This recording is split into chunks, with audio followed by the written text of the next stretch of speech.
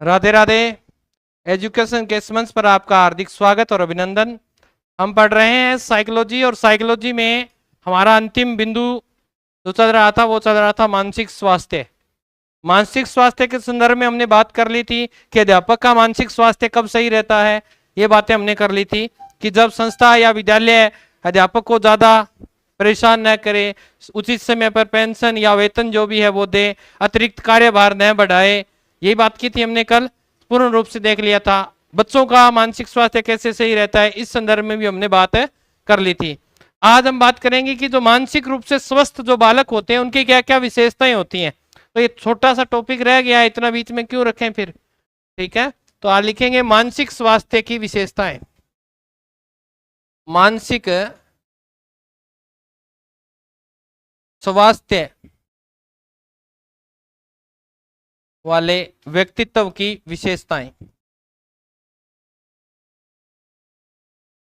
अब आप ये बताइए, जिनका मानसिक स्वास्थ्य सही होगा तो वो सारे काम ही सही करेंगे, कन्फर्म हो गया।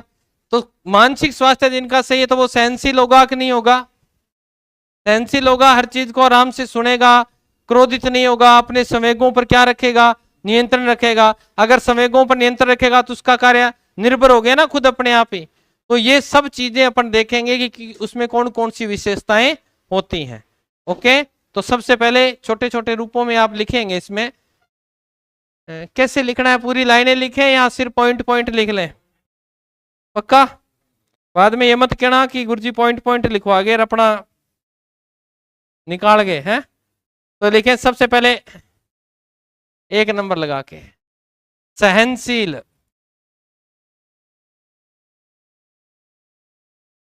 व धैर्यशाली। ठीक है, तो उसमें कौन सी विशेषता पाई जाएगी? सहनशील होगा और धैर्यशाली होगा। तो इसको पूरी लाइन में लिखना है तो ऐसे लिख सकते हो कि मानसिक स्वस्थ जो व्यक्ति होता है, स्वास्थ्य वाला व्यक्ति होता है, वो सहनशील और धैर्यशील होता है। ठीक है, पूरी लाइन ऐसे। अगर पॉइंट में लिखना है तो इतना भी। ठीक है, और इतना धैर्यशील होता है कि निराशा कभी भी आ जाए, दुख आ जाए, कभी भी अपना स्वास्थ्य खराब नहीं करता। मन यानी मस्तिष्क को क्या रखता है? सही रखता है। दूसरा लिखें आत्मविश्वासी। आत्मविश्वासी,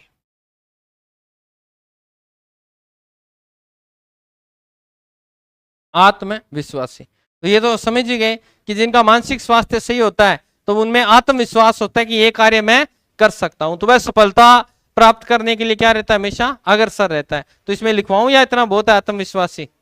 चलो तीसरा लिखो, वातावरण। वातावरण और समाज की परिस्थितियों का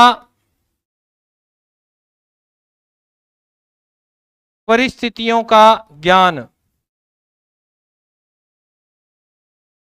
क्या होता है? परिस्थितियों का ज्ञान। वातावरण, आसपास के वातावरण को भांप लेता है मानसिक स्वास्थ्य सही वाला, कि यहाँ किस प्रकार से अपने को व्यवहार करना है, कहाँ किस। सबका व्यवहार एक जैसा होता है क्या हर जगह? तो हर जगह अपना व्यवहार चेंज करते हो ना। कई बार आपका मस्ती का मूड होता था, मस्ती वाला होता है, कई बार सीरियस वाला दिखाना चाहते हो तो बड़ा सीरियस वाला। तो ये सब जगह क्या होता है? अलग अलग होता है। जैसे समाज के अंदर अपने को हमेशा ही क्या चाहिए? इज्जत मान, अरे मैं इधर हूं बाबू, मेरे को देख ले, प्यार नहीं होगा। ठीक है, तो यानी क्या चाहिए? मान मर्यादा चाहिए, है ना। तो मान मर्यादा के लिए व्यक्ति क्या करता है? प्रयास करता है। तो ये स्वस्थ व्यक्ति। फिर लिखें नंबर 4,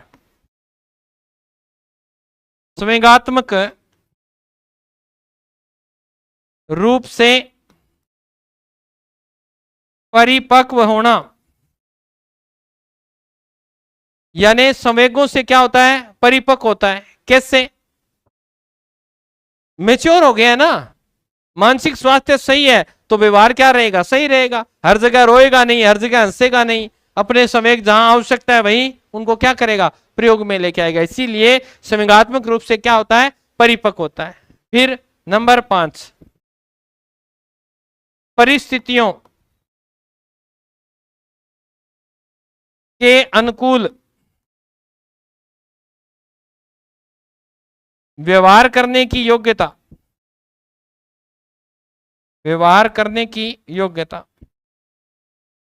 जैसी परिस्थिति यानी जैसी गाल वैसा तमाचा, परिस्थिति के अनुसार क्या करता है।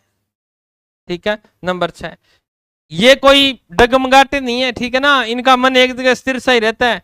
निश्चित जीवन दर्शन सिद्धांत से संबंधित। ये अपनी कार्यशैली है ना, एक निश्चित जीवन से किसी को अपना आइडल मान लेंगे तो उसी के अनुसार अपने कार्य को क्या करते हैं, बढ़ाते रहते हैं। तो ये क्योंकि इनका मानसिक स्वास्थ्य सही है तो फिर कहां जाने की आवश्यकता ही नहीं है इन्हें। नेक्स्ट, क्या निश्चित जीवन दर्शन सिद्धांत, जैसे मैं किसी को फॉलो करता हूं, मैं किसी संत का नाम नहीं लूंगा या किसी विचार का, जैसे मैं विवेकानंद जी को फॉलो करता हूं, उन्होंने कहा उठो जागो लक्ष्य की प्राप्ति तक, तो ये जीवन दर्शन है, मैं वैसे ही फॉलो करता हूं, तो मैं उससे जुड़ा हुआ हूं, तो मुझे अब फिर कोई नास्तिकता ये कोई चीज भी प्रभावित है नहीं कर सकते। तो मैं उसी जीवन को क्या करता हूं, क्योंकि मैं माइंडली क्या हूं, स्वस्थ हूं। ठीक है, तो वो उसी चीज को देखेगा, कौन सी सकारात्मक पहलू है, कौन सा नकारात्मक पहलू है, तो इस चीज को देखेगा। ठीक है। नेक्स्ट 7 नंबर लगा के लिखे, आत्मसम्मान।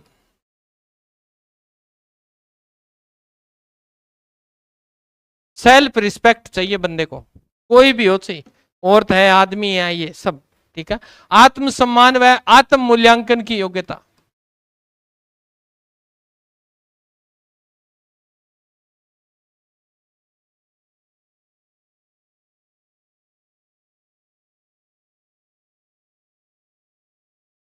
ये खुद का करते रहना चाहिए, क्या, आत्म मूल्यांकन। आप कई बार एक परिपाटी पर चल पड़ते हो कि अपन तो इसको फॉलो करेंगे, वो चाहिए समाज में किसी को दुख दे रहा है आपका वो व्यवहार, तो ऐसा नहीं है। फिर आत्म मूल्यांकन करें, आप में क्या कमी है और आप में क्या विशेषता है, कमियों को क्या किया जाए, सुधारा जाए, गुणों को सुधारने की आवश्यकता नहीं है।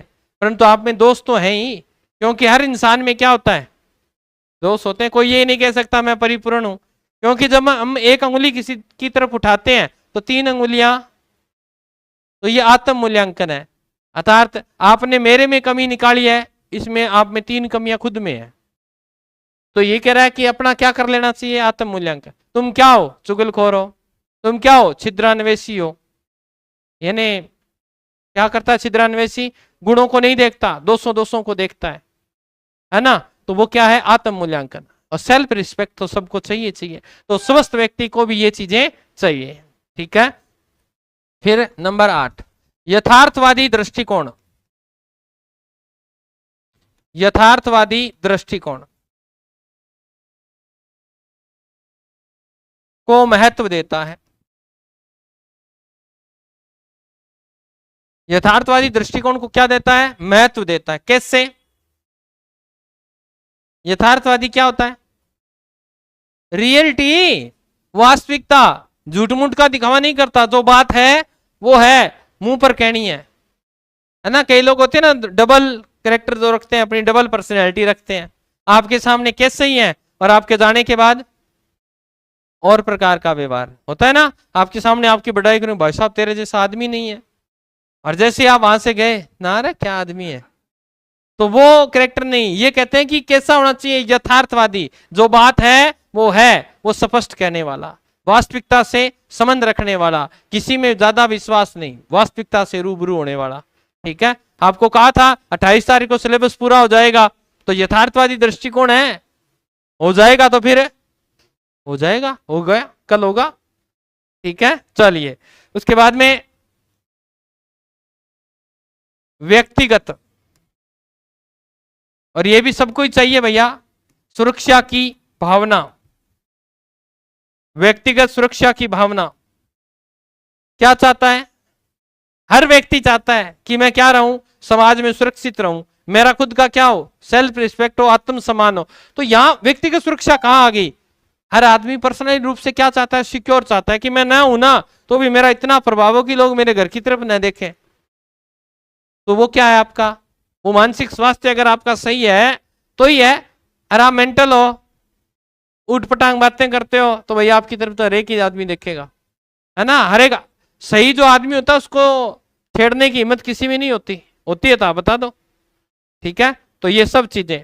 फिर नंबर 10, समस्त अभिरुचियां,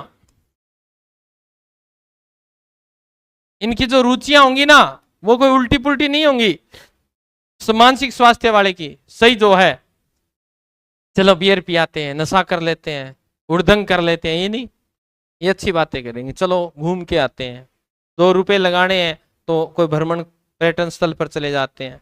तो ऐसा नहीं है कि वहां जाके उड़दंग करेंगे, नहीं, आराम से। तो इनका रुचियां जो होती है ना इनकी बड़ी देखने वाली या समझने वाली, 2-4 मित्र हैं ग्रुप के, तो वो कहेंगे चलो यार कोई भ्रमण करके आते हैं, किसी देवी स्थान पर चलते हैं, ऐतिहासिक स्थान पे चलते हैं, तो वो बड़े आराम से एंजॉय करके आते हैं, आपकी तरह उड़दंग नहीं करके आते। ठीक है ना, जाके ऊपर जोर जोर से सीटियां बजाते हो, है ना, नारगढ़ में जाके। फिर लिखे 11, बौद्धिक। बौद्धिक क्या होता है? इंटेलिजेंस यानी बुद्धि, इसकी बात कर रहा है। बौद्धिक रूप से विकसित, यानी ध्यान रखिएगा, बुद्धि का क्या हो चुका होता है विकास, किस समय क्या करना है ये कोई नॉर्मल आदमी थोड़ी कर सकता है, कि इस समय मुझे कौन सा व्यवहार करना है, इस समय कौन सा। तो जिसकी बुद्धि क्या हो जाएगी, डेवलप हो जाएगी अच्छी तरह से, वही तो ऐसा व्यवहार कर सकता है। ठीक है। फिर नंबर 12, आप जिस भी क्षेत्र में हैं उस व्यवसाय से आपको क्या लेनी है, व्यवसाय से संतुष्टि।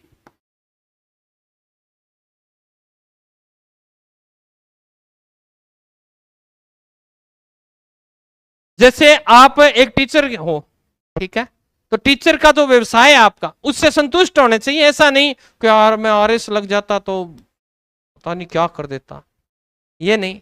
जो जिस क्षेत्र में है आपको वहीं से क्या लेनी चाहिए, संतुष्टि। हमें क्या होता है, फिर आंफड़े मारने लग जाते हैं, 2 नंबर का कर लेते हैं, ये मानसिक स्वास्थ्य फिर आपका सही नहीं है। तभी तो एक राजस्थानी में कहावत है ना, जितने लंबी सोड़ उतने पांव पसारिए, तेते पांव पसारिए, तो वही है ये। ठीक है, तो अब आगे लिखेंगे 13 नंबर, आत्मबोध। व्यक्ति को खुद का आत्मबोध हो जाता है कि मैं किस लायक हूं, किस लायक नहीं हूं। सबको पता है तुम्हें कि हमारा कितना रुतबा है, कितनी पर्सनैलिटी है। ठीक है, आत्मबोध होना। उसके बाद में लिखें आप, यहां लिख दूं क्या इधर, मानसिक व सामाजिक समायोजन में सक्षम।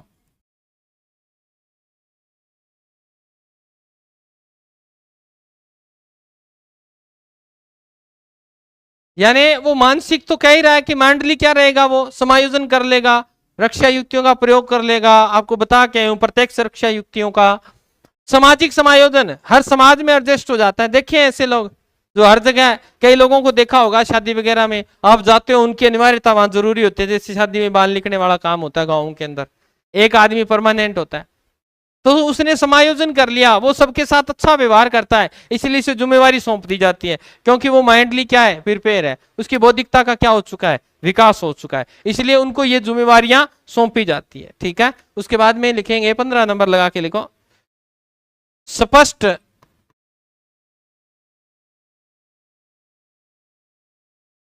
जीवन का लक्ष्य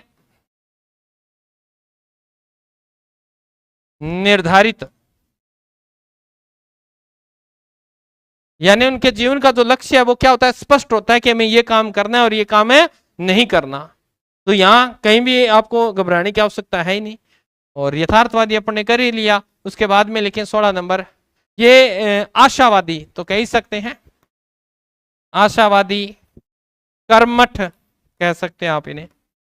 कर्मठ कौन सा होता है, जो कर्म में विश्वास रखता है, कर्म किए जा फल की चिंता आशा, अब की बार नहीं तो रिजल्ट आता तब तो एक बार तो माइंड हिल जाता है ना, परंतु फिर भी वो दूसरे दिन उसी प्रयास को दुगनी गति से करता है। तो ध्यान रखना, वो ऐसा आदमी होगा जिसका मानसिक स्वास्थ्य क्या होगा, सही होगा, और वो अपने कर्म में क्या रखता होगा, विश्वास रखता होगा। तो आशावादी, कर्मठ व्यक्तित्व। ठीक है, कैसा होगा? आशावादी, कर्मठ और व्यक्तित्व। फिर लिखेंगे 17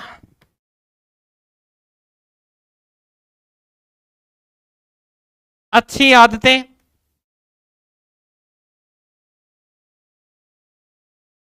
क्योंकि मानसिक स्वास्थ्य वाले की आदतें भी क्या होनी चाहिए? अच्छी। बुरी आदतें तो फिर वो कुसुमायोजन में चला गया। ठीक है, अच्छी आदतें व सुरुचि का निर्माण करता है।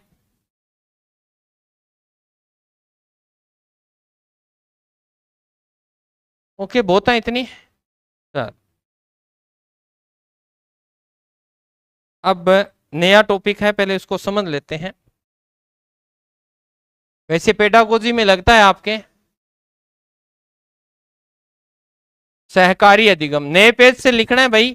अगर जगह बच गई, चाहे पूरा पेज बच गया, तो भी आपने नए पेज से लिखना है। ओके, सहकारी अधिगम क्या होता है, पहले इस चीज को समझिए। आप पीछे सीख के आए हो इसको। अच्छी रुचियां बनाना, वही बताया था ना, ये तो बुरी रुचि, कुरुचि है ये। रुचि अच्छी बनाना, फ्रूट खा ले, बादाम खा लेते हैं, ठीक है, अच्छी रुचियों का सहकारी अधिगम, पहले इसको सीखो। ये वैसे तो करवा दिया टॉपिक आपको, करवा दिया, क्योंकि साइकोलॉजी जितनी पढ़ी है वो सारी की सारी इसमें आएंगी। सहकारी शब्द क्या होता है, इसको सीखते हैं। ठीक है, ये मान लो कुछ बच्चों का, क्लास के बच्चे हैं ये, ठीक है, बांडुरा वाले हैं क्या ये क्लास के बच्चे हैं, ठीक है, और इनके सामने एक समस्या रख दी। क्या रख दी? और समस्या क्या रखी है, यहां लिख लेते हैं। समस्या ये रख दी कि आपको व्यक्तित्व टॉपिक पढ़ के आना है बेटा, सबको याद करके आना है। क्या करके आना है? व्यक्तित्व यानी पर्सनैलिटी टॉपिक आपको पढ़ के आना। कुछ भी ले लो, ज्योग्राफी का कोई भी बिंदु ले लो आप, जैसे हम झीलें कहते हैं, राजस्थान की झीलें। अब इन बच्चों के लिए क्या है, समस्या है। अब इसका समाधान हर बच्चा करेगा तो समय लगेगा, लगेगा क्या नहीं लगेगा? अब इन बच्चों का हम क्या बना लेते हैं, ग्रुप बना लेते हैं। ये बच्चे अपने ग्रुप बना लेंगे, 5-5 का, 4-4 का, कितना ही बना ले। ऐसा आपने देखा भी होगा, जैसे इस ग्रुप का नाम दे दिया भगत ग्रुप और इसका नाम दे दिया आजाद ग्रुप। ठीक है, अब ये ग्रुप के माध्यम से इस व्यक्तित्व टॉपिक को क्या करेंगे, पूरा करेंगे। अब ये आपस में समाधान कर लेंगे बैठ के कि यार हमें एक काम करते हैं, हम जितने भी व्यक्तित्व के वर्गीकरण है वो हम ढूंढ के लाते हैं, हम उसको तैयार करते हैं। ठीक है, और ये टॉपिक तैयार कर लेंगे कि यार हम व्यक्तित्व मापन की विधियां है ना, उनको तैयार करके लाते हैं, वो हम करके लाएंगे, ये आधा काम तुम करके लाओ। यानी कार्य को क्या कर लेते हैं, बांट लेते हैं। यानी समस्या को छोटे छोटे भागों में डिवाइड कर लेते हैं, और डिवाइड करने के बाद जब क्रिया, जो समस्या है वो समाधान होके आती है, तो वो बहुत ही इजी तरीके से आती है। उसे ही क्या बोलते हैं, सहकारी अधिगम। यहां अध्यापक की भूमिका तो शून्य के बराबर है। काम किसको करना है, बच्चे खुद ही करेंगे। अध्यापक ने तो समस्या दे दी कि व्यक्तित्व टॉपिक लाओ, तुम कहीं से भी लाओ। अब बच्चा एक दूसरे से संपर्क करता है। इससे क्या होता है, सहकारी अधिगम से, क्योंकि आपके जो बच्चे हैं, आप जहां क्या बनने जा रहे हो, स्कूल व्याख्याता, आपके कोई छोटे छोटे चुन्नी मुन्नू बच्चे नहीं है। आप सोच रहे होंगे उनमें अन्वेषण विधि जो होगी, खोज करके लाने की विधि, वो जितनी ज्यादा आप डेवलप करवाओगे, उनमें खोज करने की विधि जानते हो। ऐसा नहीं कि ला ये प्रश्न गाइड से कर लाना, नहीं, आप प्रश्न खुद बना के दो बच्चे को, क्योंकि गाइड वाले प्रश्न तो वो गाइड में से नकल मार के ले आएगा। आप नए प्रश्न तैयार करके दो। इसीलिए हर व्याख्याता जो होता है वो अपने सब्जेक्ट का क्या होता है, विशेषज्ञ होता है। सब्जेक्ट में से आपने पाठ पढ़ाया, आपको अनुमान है, क्योंकि आपके पास डिग्री है, आप उनसे क्या है, अधिक बुद्धिमान है। आपने पाठ पढ़ाया, उसमें से प्रश्न निकाल दिया, बच्चों को लिखवा दिया कि कल इसका क्या करके लाओ भाई, समाधान करके लाओ। तो बच्चे जाके क्या करेंगे, सर्च करेंगे, करेंगे कि नहीं? जब सर्च करते हैं हम किसी चीज को, क्रियान्वित करते हैं, करके बालक खुद ढूंढेंगे उनका उत्तर, तो उस चीज को कितनी बार पढ़ेंगे? वो 2 बार तो पढ़ेंगे। एक बार उसका उत्तर ढूंढा, एक बार लिखा, तब तो फिर जो चीज बालक करके सीखता है वो चीज जल्दी याद होती है कि नहीं होती? इसीलिए स्कूल व्याख्याता में ये टॉपिक लगता है, कौन सा? सहकारी, कि अध्यापक को जितना हो उसके बच्चों को करके सीखने के लिए क्या करना है? प्रोत्साहित करना है। समझ में आई बात? और जितना बालक करके सीखेगा वो माइंड में उसके उतना ही जल्दी आएगा। और ये ऐसे नहीं है कि हर बालक को क्या है, बालक अपने आप ही ग्रुप बना लेंगे। आप क्लास में जाओगे, कभी भी ग्रुप मत बनाने देना। कैसे? हमारा टीचर्स की लगभग ये कमी होती है, जो प्रतिभाशाली बालक होते हैं ना, जो बहुत ज्यादा याद करते हैं, हम उनका एक ग्रुप बना देते हैं। ये ग्रुप, एक जो मेरे जैसे डफर होते हैं, मंदबुद्धि बालक होते हैं, उनका अलग ग्रुप बना देते हैं। तो फिर उसमें क्या जाती है? हीन भावना आ जाती है कि ये तो तेज पढ़ने वाले, क्यों? बच्चे भी खुद को जानते ही हैं। ऐसा नहीं, सबका बनाओ, तेज वाले भी मंदबुद्धि के साथ मिक्स रखो, तो सहकारी। आपने देखा होगा को एजुकेशन शब्द कहीं लिखा हुआ देखा हो, तो को एजुकेशन क्या है? यही तो है, जिसमें लड़के और लड़कियां एक साथ पढ़ते हैं, एक साथ मदद करते हैं, हर सब्जेक्ट में एक दूसरे की मदद करते हैं। जहां इस तरह की क्रिया होती है वही तो सहकारी है, जहां व्यक्ति एक दूसरे की क्या करे? मदद करे। ऐसा करने से बालक में क्या क्या गुण आ जाएंगे? एक तो हो जाएगी शिक्षा कैसी होगी, बता के आया हूं। कोई भी प्रश्न आ जाए, आज शिक्षा कैसी है? बाल केंद्रित है। ये प्रश्न आएगा पेपर में, शिक्षा कैसी है? जैसा बालक चाहेगा वैसा अपने आप ही तैयार करेगा उत्तर। बालक चाहेगा लंबा पढ़ना है तो लंबा तैयार कर लेगा, छोटा चाहेगा छोटा कर लेगा, तो बाल केंद्रित हो गई। जिज्ञासा की प्रवृत्ति बालक में आई कि नहीं आई? मेहनत करने का भाव आया कि नहीं आया? वो ढूंढेगा, अन्वेषण करेगा, ये पत्ती अपने आप आएगी, उसमें खोज करने की प्रवृत्ति आ जाएगी। तो सहकारी अधिगम जब हम करवाते हैं बालक के, तो बहुत सारी चीजें हमें सीखने को मिलती है। बालक अपनी गति से सीखता है, धीरे धीरे सीखता है। इतना मैटर मेरे याद है, इतना तू कर ले। तो बालक एक दूसरे की मदद करते हैं। सीधा सा अर्थ है ग्रुप रीडिंग। आपको इनको मान लीजिए, साइंस का एक टॉपिक ऊर्जा बहुत बढ़िया आता है, इसको नहीं आता, और इसको एक बल टॉपिक आता है, वो इसको नहीं आता, तो फिर क्या करें? दोनों एक दूसरे से क्या करें? सहकारी कर लें। तू मेरे को सिखा, मैं तेरे को सिखाऊं, तो उससे क्या होता है? दोनों एक ही बुद्धि के हैं, तो वो दोनों एक ही बुद्धि से क्या कर जाते हैं? सीख जाते हैं, और जल्दी सीखते हैं। इसीलिए कक्षा 11 और 12 में जब आप अधिगम कराओ, व्याख्याता बन जाओ, तो क्या करना है? ऐसे ही पढ़ाना है, ग्रुप में देना है कि ये आपका ग्रुप है, आप ये टॉपिक तैयार करके लाओगे। आजकल तो बड़ी सहायता मिल रही है, यूट्यूब से कहीं उठा लो, कुछ भी उठा लो। परंतु अगर आप ये एक्टिविटीज ज्यादा करवाओगे तो फिर बड़ा फायदा होता है। आप वन लाइनर दे रहे हो ना, तो ऑप्शन मत दो। देते हैं ना कई कई कोचिंग इंस्टीट्यूट आपने देखे होंगे, वहां तो ऑप्शन दे दिए जाते हैं 1 2 3 4, तो फिर उसमें तो इंटरेस्ट नहीं आता। बालक को कहे कि भैया इसका उत्तर ढूंढ के ले आना, बालक घर पे जाके पूरा लेसन पढ़ेगा, उसमें से वन लाइनर का एक ही उत्तर होता है, वो ढूंढेगा अपने आप। आपने ऑप्शन दे दिया, उसको क्या जोर आ रहा है? हाँ गूगल ये बताओ, बता देगा। अगर वो गूगल पर भी सर्च करेगा ना, तो पूरी लाइन लिखी हुई आएगी, तो उसको तो पढ़ेगा। तो ध्यान रखना, सहकारी अधिगम बालक के अधिगम क्षेत्र में बड़ी मदद करता है, और आप सभी को ऐसे ही पढ़ाना है भविष्य में, और अपने बालकों को ऐसे ही प्रेरित करना है, ग्रुप रीडिंग का ज्यादा बल देना है। समझ में आ गई इतनी बात? अब बताओ, ये पीछे हम करके आए हैं लगभग, एक दूसरे की सहयोग करने की भावना होनी चाहिए, मदद करनी चाहिए, है ना? तो वही है, अब इसको सिर्फ लिखना है, ठीक है? समझ में आ जाना चाहिए थीम। अगर थीम समझ में आ गई तो फिर जितनी भी लाइनें मैं बोलूंगा ना, वो सारी कहोगे हाँ ये तो इतनी देर में समझ में आ गया, ये तो कुछ था ही नहीं, गुरुजी ऐसे ही डरा रहे थे, सहकारी अधिगम सहकारी अधिगम। गांव के अंदर सोसाइटी देखी है, सोसाइटी के आगे क्या लिखा होता है? सहकारी। और सहकारी का अर्थ होता है वहां गांव के लोग भी उसमें इंक्लूड हैं, और सरकार से भी पैसा आता है ना, सरकारी अधिकारी भी होता है गांव का, इसीलिए उसको सहकारी बोलते हैं। यानी मिलजुल कर क्या करना? काम करना। और सहकारिता का एक लोगो भी होता है, बोलो, एक सबके लिए, सब एक के लिए, तो वही तो है। इसमें क्या हो रहा है? सहकारी में सब एक के लिए और एक सब के लिए, तो सब एक दूसरे की मदद करते हुए कार्य को सीख जाते हैं, वही अधिगम कहलाएगा। कौन सा? सहकारी अधिगम। हाँ जी, ठीक है भाई, होती होगी। चलो लिखो सहकारी अधिगम, टॉपिक लिख लिया आपने, सहकारी अधिगम।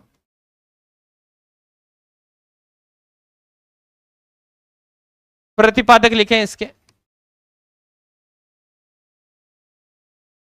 देने वाले विद्वान कौन कौन है। तो लिखें, अगर एक नाम आएगा तो सबसे ज्यादा जो फेमस है वो इस क्षेत्र में है, कौन है, जॉनसन। और इनका साथ किसने दिया था, स्मिथ ने दिया था। किसने दिया था, स्मिथ ने दिया था। कब की बात है गुरुजी, ये काल परसों की बात है।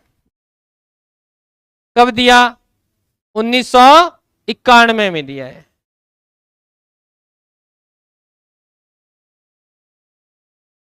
अर्थ लिखेंगे इसका, अर्थ, सहकारी अधिगम अभिप्राय है, सहकारी अधिगम से अभिप्राय है एक ऐसी व्यू रचना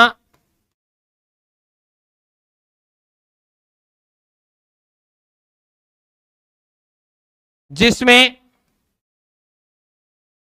छात्रों के, जिसमें छात्रों को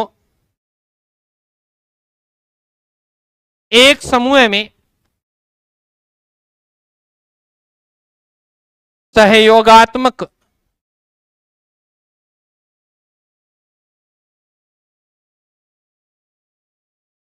रूप से सीखने के अवसर, सीखने के अवसर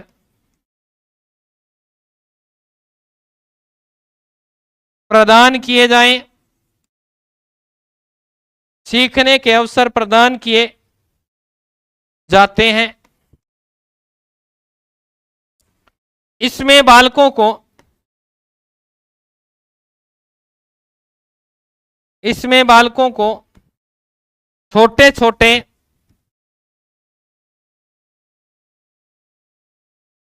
इसमें बालकों को छोटे छोटे समूह में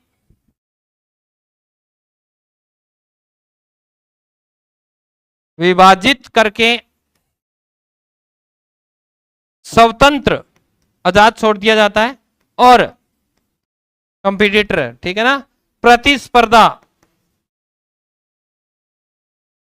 स्वतंत्र और प्रतिस्पर्धा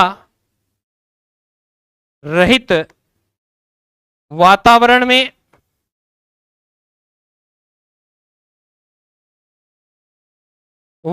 में समस्या पर विचार विमर्श करके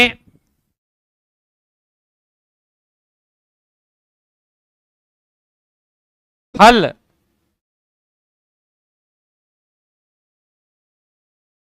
निकाला जाता है। समस्या पर विचार विमर्श करके हल निकाला जाता है। यह सहयोगात्मक अधिगम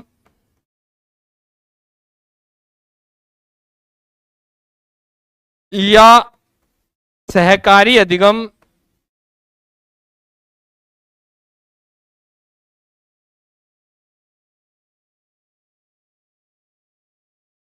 कहलाता है।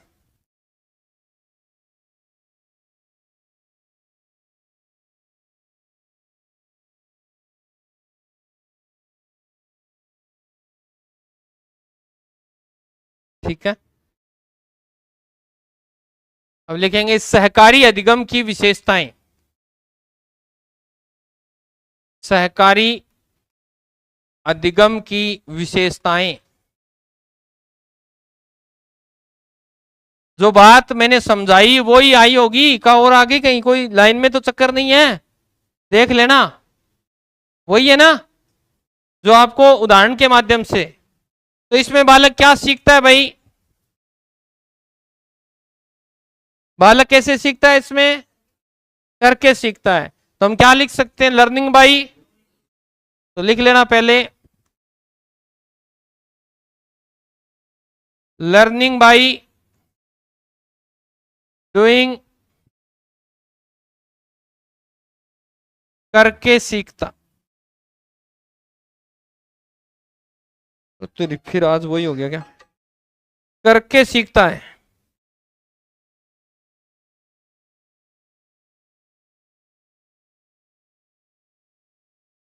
तो इसमें लिखेंगे बालक स्वयं अध्ययन करके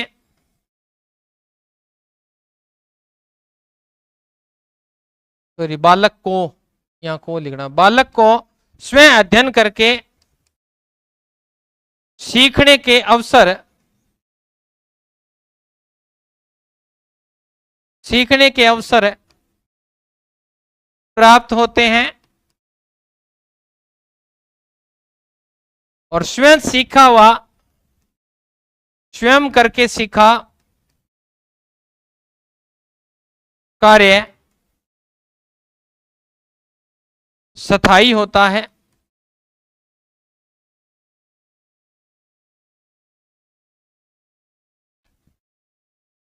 ठीक है। दूसरा,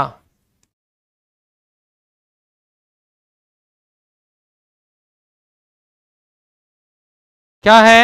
ग्रुप रीडिंग, अर्थात सामूहिक अध्ययन या अधिगम कह सकते हैं हम इसे, अधिगम।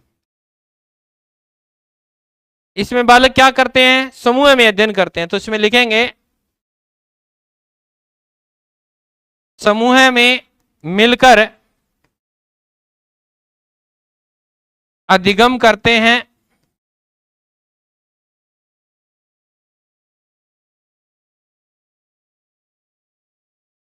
अधिगम सीखते हैं, जिससे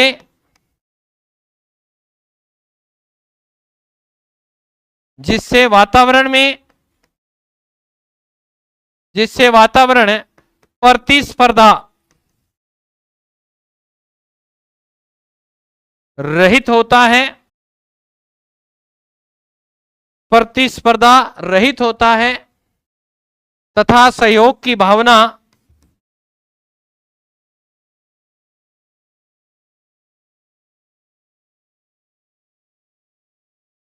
प्रबल होती है।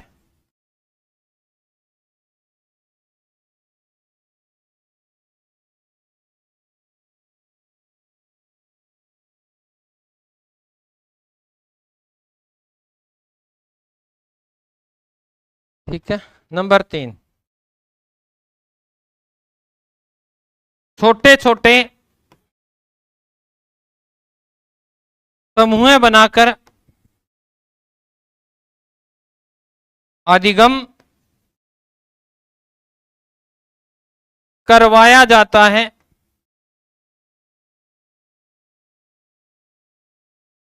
छोटे छोटे समूह बनाकर अधिगम करवाया जाता है। ठीक है। नंबर 4, सूचनाओं का आदान प्रदान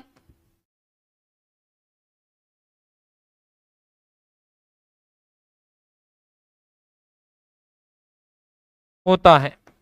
जब एक दूसरे से ग्रुप डिस्कस करते हो तो ऐसा लगता है, वो कहता है यार ये चीज मैंने वहां पढ़ी है, वो कहता है ये चीज मैंने उस पुस्तक में पढ़ी है, तो दो पुस्तकों का ज्ञान क्या चलता है? साथ चलता है। तो ये चीज आप ध्यान रखेंगे। नेक्स्ट, लिख दूं? लिख लिया क्या?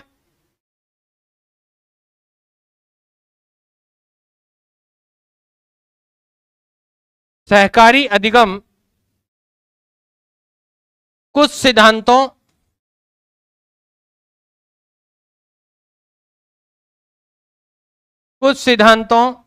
जैसे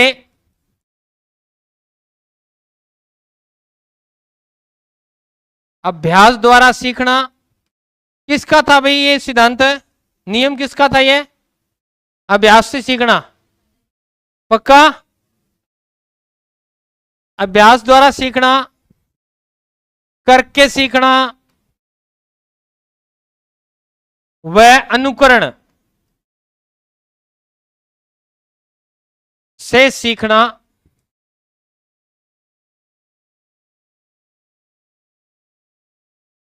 से संबंधित है।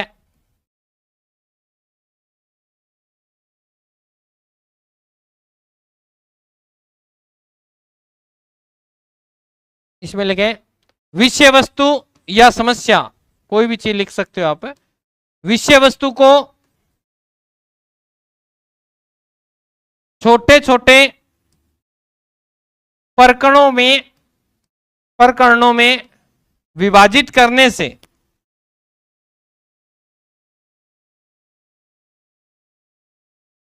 करने से समस्या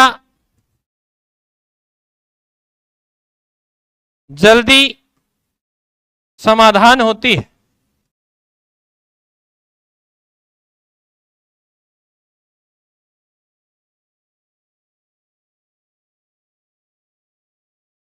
ठीक है। नंबर 7, सहकारी अधिगम से पारस्परिक सहयोग बढ़ता है। एक दूसरे की मदद करने का जो भाव है एक दूसरे से, वो क्या होता है, बढ़ता है। अब 8वां लिखेंगे, ये थोड़ा सा इंपॉर्टेंट करके लिख लेना, STAD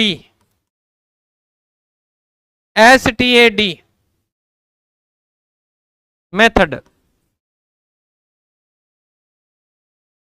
क्या होता है, ये उसकी फुल फॉर्म आपसे पूछ सकता है, क्या होती है। एस का पढ़ रहे हो वही है, एस का है स्टूडेंट, टी का अब बता दो, तुक्का ही मार दो, टीम, टीचर, ए से अचीवमेंट,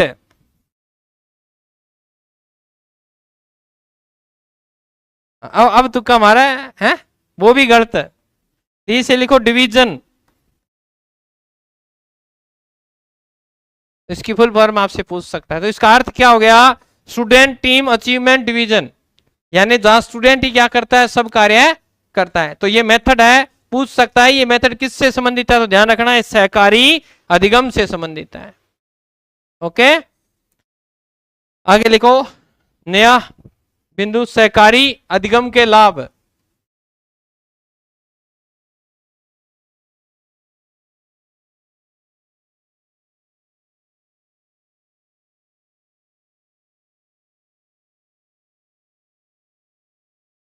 अब तो तुम बता दो क्या क्या लाभ होते हैं।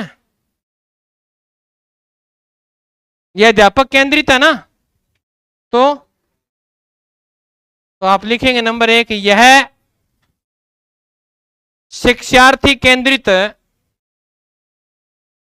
यह शिक्षार्थी केंद्रित अधिगम है, क्यों हो गया,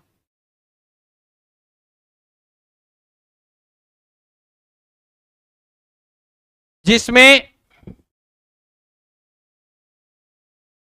सीखने वाला मुख्य भूमिका में रहता है।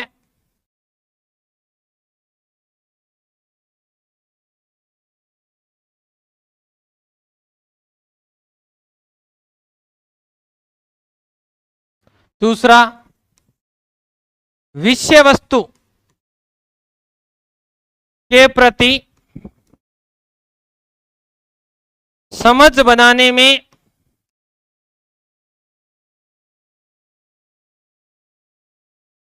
सहायक है।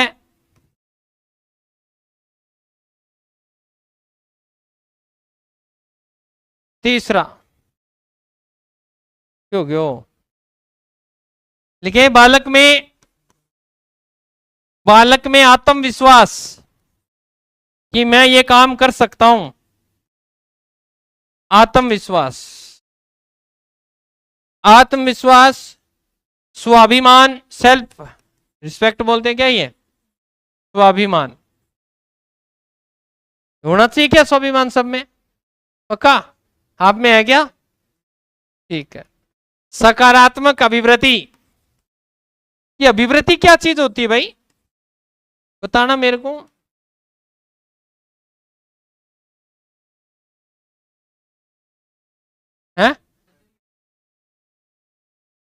एटीट्यूड, एटीट्यूड होता है। तो एप्टीट्यूड नजरिया, दृष्टिकोण, ठीक है। अभिवृत्ति को क्या कह सकते हैं? नजरिया कह सकते हैं। ओके, तो लिखेंगे बालक में आत्मविश्वास, स्वाभिमान, सकारात्मक अभिवृत्ति का विकास करता है।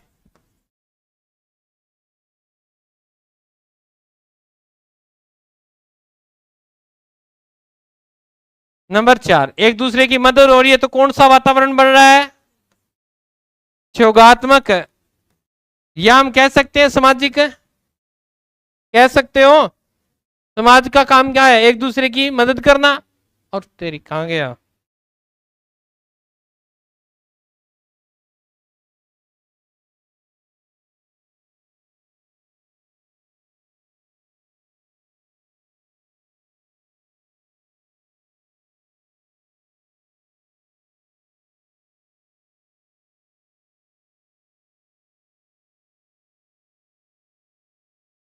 सहयोगात्मक व सामाजिक वातावरण, ठीक है।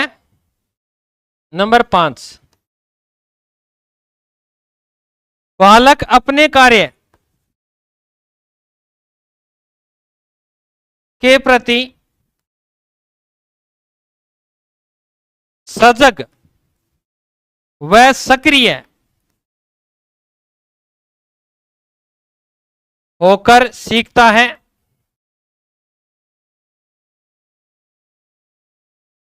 अब कोई काम के प्रति आप सजग होकर सीखोगे तो वो काम जल्दी सीखा जाएगा।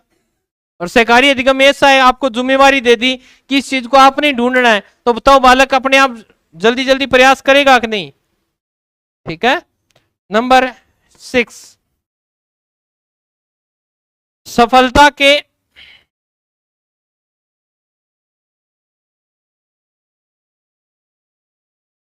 समान अवसर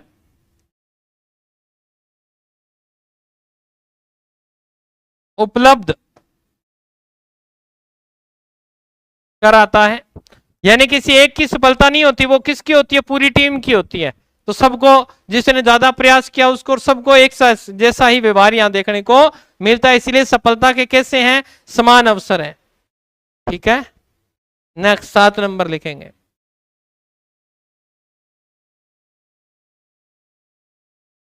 बालक के तनाव को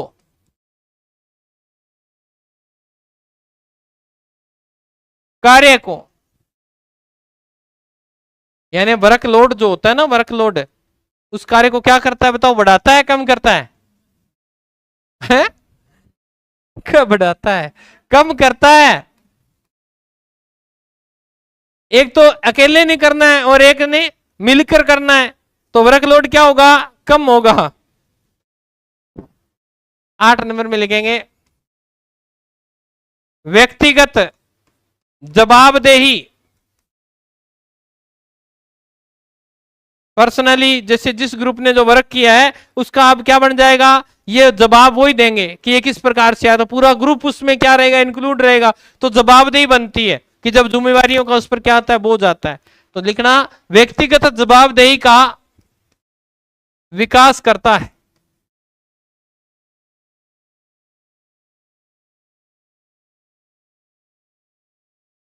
क्या?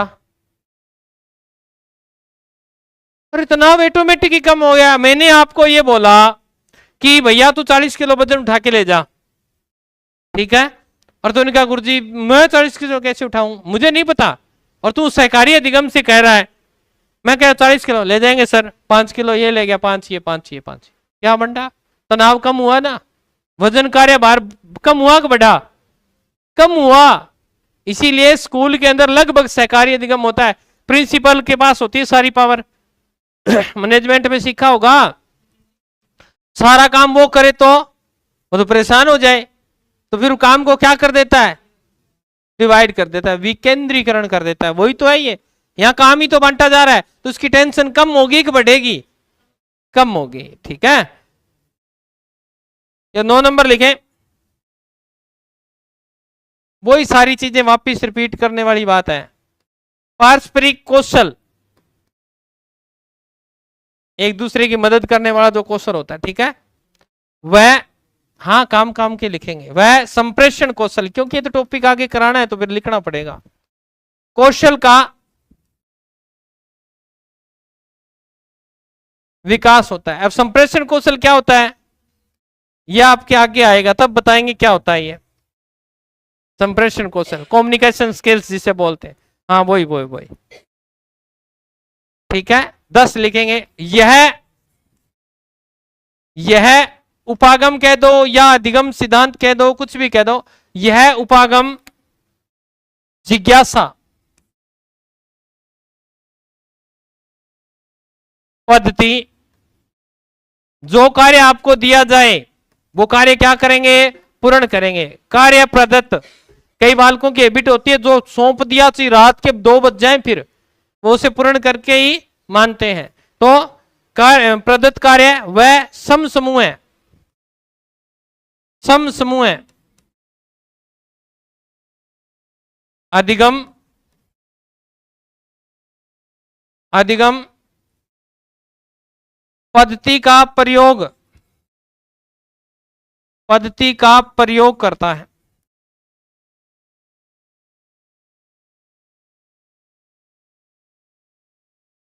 ये लो भाई आपका सहकारी अधिगम हो गया कंप्लीट।